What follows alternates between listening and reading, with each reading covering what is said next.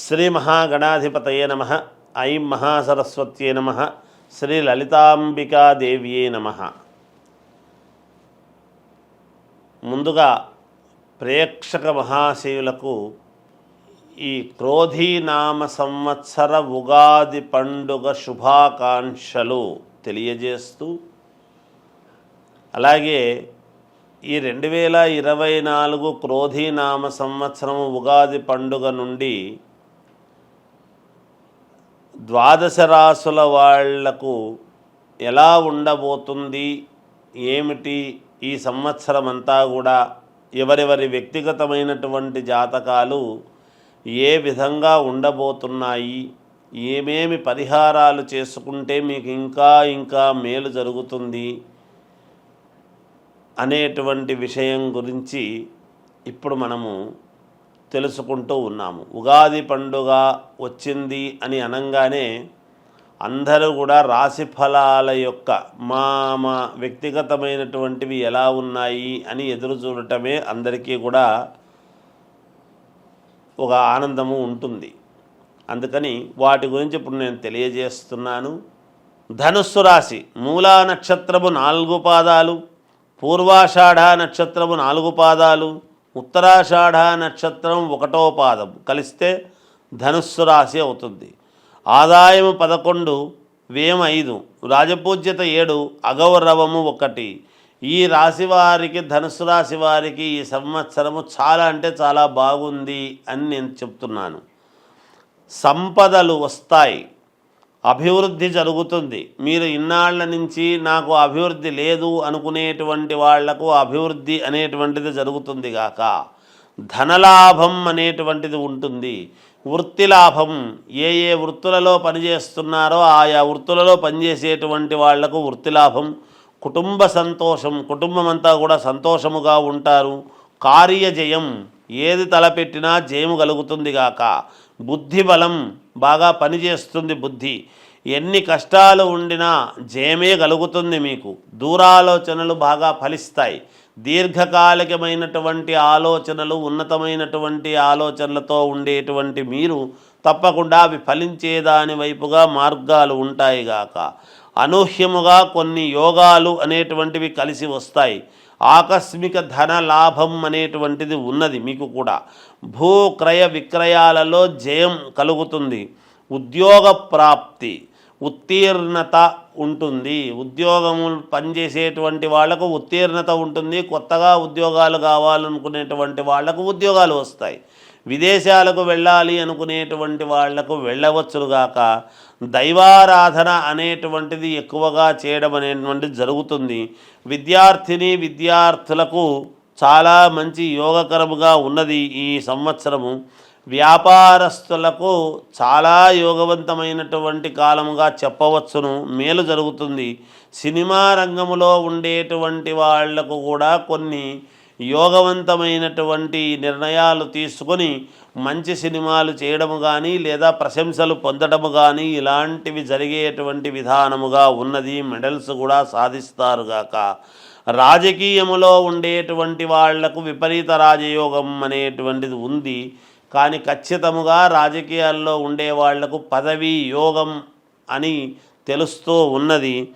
ఏది ఏమైనా వ్యక్తిగతమైనటువంటి జాతకాలను చూసుకొని ఈ లాభాలన్నీ కూడా పొందుతారు అని తెలియజేస్తున్నాను. ఇంకా మెరుగైనటువంటివి సాధించాలి మేము అనుకునేటువంటి వాళ్లకు కాలభైరవుని యొక్క ఆరాధన చెయ్యండి, తప్పకుండా మీకు మేలు జరుగుతుంది. క్రోధీనామ సంవత్సర ఉగాది పండుగ ఏమిటి? క్రోధీనామ సంవత్సరం అంటే ఏమిటి అంటే, ఈ సంవత్సరము పేరులో మామూలుగా క్రోధి అనంగానే అంతా క్రోధము అనేటువంటిది కోపము అనుకుంటాము. అది ఉంటుంది, వాస్తవమే. క్రోధము ఉంటుంది, కోపము ఉంటుంది. కోపాగ్ని, క్రోధాగ్ని అంటాం మనం. అంటే కొన్ని చోట్ల అగ్ని కీలలు అనేటువంటివి కూడా రావటము జరుగుతుంది అనేటువంటిది కూడా ఉంటుంది. కానీ మరి ఓం ప్రథమములోనే మనం ఈ మాట చెప్పుకుంటున్నామే అంటే మరి పేరును బట్టే కదా జరుగుతుంది ఏదైనా. అయితే అగ్ని క్రోధాగ్ని అనంగానే మనకేమనిపిస్తుంది అంటే అబ్బా ఎలా ఉంటుందో ఏమో ఈ సంవత్సరం అనుకుంటాం. పైగా మంగళవారము, కుజుడు ప్రాధాన్యత, కుజుడు రాజైనాడు ఈ సంవత్సరం. మంగళవారము అనంగానే మంగళం మహత్తని, ఎప్పుడూ కూడా మంచిదే మంగళవారం. మంగళవారం ఎప్పుడూ కూడా చెడ్డది కాదు, మంగళకరమైనటువంటి రోజు మంగళవారం. కనుక ప్రజలందరికీ కూడా మేలే జరుగుతుంది గాక. అయితే క్రోధాగ్ని అని ఎందుకంటున్నాము అంటే అక్కడక్కడ అగ్ని అనేటువంటివి కొంత కాస్త మనము అగ్ని మంటలు అనేటువంటివి జరుగుతూ ఉంటాయి. కానీ దాని వలన మన శరీరములో కూడా అగ్ని అనేటువంటిది ఉంటుంది గాక, కోపాగ్ని, క్రోధాగ్ని అని.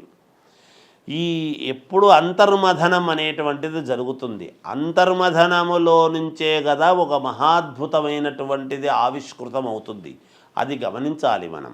అందుకని ప్రజలెవరూ కూడా ఆందోళన చెందాల్సినటువంటి పనేమీ లేదు. కుజుడు రాజైనటువంటి దాని వలన ఏమిటయ్యా లాభం అంటే భూములకు చాలా విలువ పెరుగుతుంది, రుణాలు బాగా చేస్తారు, అప్పులు చేస్తారు, కానీ అప్పులు తీర్చుకుంటారు కూడా.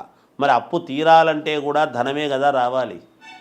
మరి దానికి కూడా మరి కుజుడు అనుకూలించాలిగా. కాబట్టి ఒక చోట పెద్ద అప్పు చేయటము, చిల్లర అప్పులన్నీ తీసేయడము జరుగుతుంది గాక, భూములకు విలువ చాలా పెరుగుతుంది గాక. అంతేకాకుండా ఎర్రటి ధాన్యానికి మంచి గిరాకీ విలువ పెరుగుతుంది.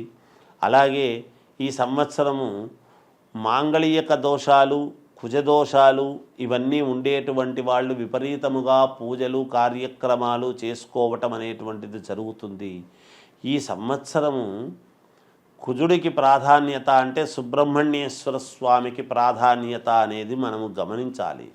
సుబ్రహ్మణ్యేశ్వర స్వామికి ప్రాధాన్యత అంటే ఏమిటి అంటే సంతానాన్ని ఇవ్వవలసినటువంటి వాడు కూడా సుబ్రహ్మణ్యేశ్వర స్వామి. వివాహము కావాలి అంటే కుజుడి యొక్క ప్రభావమే.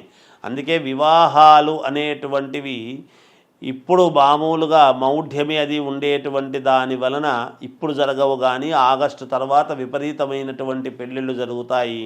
సంతానము అనేటువంటిది కూడా విపరీతముగా పొందుతారుగాక. అక్కడక్కడ అకాల వర్షాలు అనేటువంటివి కురుస్తాయిగాక.